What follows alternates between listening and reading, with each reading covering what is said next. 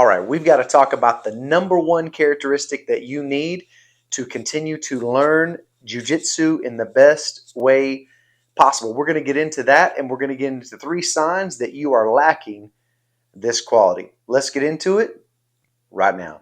All right, the number one quality. Is it discipline? Is it commitment? Is it hard work? Is it grit? I like all of those things. All of those things are a piece of the pie, but I believe the greatest piece of the pie is teachability. Teachability. This was brought to my attention because I saw a video on Instagram. I believe it was Legion AJJ that put this out. And it was a video of Jocko Willink. I don't know if you follow him. He's been a black belt for a long time, trains out of San Diego, California, well known in the martial arts community. He's learning a new technique.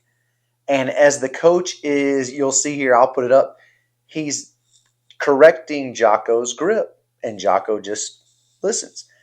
And the comments of people towards his jiu-jitsu, how dare this black belt not know proper grips, and all this just trash talk towards Jocko. I'm thinking, first of all, I'd love to see you guys go out there and roll with him and tell him how bad his technique is, right? But also it exposed this, that there's a lack of teachability. You know what Jocko was doing there? And I get it. He doesn't need me to defend him. I get that. But it does point out this reality. Jocko was being teachable. Because as a black belt, he could have real quickly, but what was he doing? He was just listening to the coach, just kind of moving with he was learning the move the way the coach was showing it. And he probably went to a preferred grip that he had and he's done for a long time. And oh, by the way, if you go out to San Diego and roll with him, guess what? He would use that grip on you and it would work, okay? So here's the reality. So many of us lack teachability, and I know this because there are 3 signs that reveal exactly what I'm saying. You guys ready? Here's sign number 1. We're quick to dismiss a technique, meaning you say, well, this move just doesn't work for me. Okay, well, maybe this move doesn't work for you right now because you're doing it improperly. Like you're not doing it right. That's possible. But when you lack teachability, you can just say, well, it doesn't work for me. Maybe you haven't learned to do that technique right. I would say 99% of the time, that's actually the case. I get it. There are variations, body types, and all that stuff. But 99% of the time, it's just a lack of teachability. So we've got to be willing to say, hey, it doesn't work now, but you know what? Let me keep fine-tuning this, making adjustments so that I can learn to do it properly, and thus it be a part of what I do. Be quick to embrace a technique and be patient enough to know that you're not always going to catch it right away. So one of the big problems we have with social media, someone watches something on social media, they go, oh, that looks so cool. They go try it in the gym. It doesn't work. They get put in a bad position or get submitted, and they're like, well, that doesn't work. It didn't work for you because you thought you could just watch it 1 or 2 times and go do it immediately. That's not really how we learn jiu-jitsu. It's a process, and it's a slow process. Let us all be reminded it is a slow process. We need that teachability to say, hey, you know what? I've got to be willing to embrace this technique, know that it's not immediate, even after 1 class, 2 classes.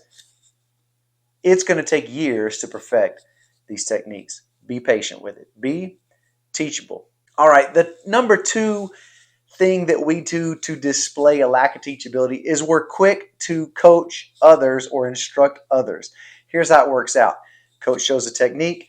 You go off to the side, and you're immediately instructing your partner, hey, you need to do this, you need to do that. I saw a thread about that recently where a guy was being instructed by a white belt. And look, it's not that white belts figure things out. It's not that they don't have knowledge. They have knowledge, just like blues and purples. But it's interesting that there's this attitude where some people are so quick to tell you exactly. It's like, you know what, coach just showed the technique. How about we just do it the way he showed it? And also, how about we know that everyone learns at a different pace and we can't be so quick to instruct people? Like, let them figure it out. Now, if they ask you, by all means, certainly this is what I'm thinking. I don't know, but here's what I'm thinking. But allow your training partners to do the work, to do the figuring out. If they've got a question, they can go to coach. That's great. Is there a time and place for instruction? Of course there is. But notice how I said quick to. If you're so quick to give instruction, that is displaying a lack of teachability, and I think we should be slow to give instruction. Not that there's a time and place for it, because there is, but we shouldn't be quick to do so. If you are, you are displaying a lack of teachability. And finally, you are quick to blame anything and everything other than you for a technique not working. So here's how it works. He shows the technique. Coach shows the technique. She shows the technique. You go back to drill it. It's not working. So what do? You make excuses for why it's not working. And it has nothing to do, because surely you didn't do anything wrong. You're quick to blame that this, that, body type, coach this, that my partner's not working with me. No, I think it could be just you don't have it figured out just yet. So take responsibility for things not working. Accept responsibility that you are the one at fault. And that's okay, because we're all learning and we're all growing. And the goal of this video is to remind us all, how do we best learn jiu-jitsu? If you're willing to accept responsibility for being at fault and being wrong, guess what? It's easier and quicker to get corrected. When you embrace that, guess what? You move forward faster. That's how this works.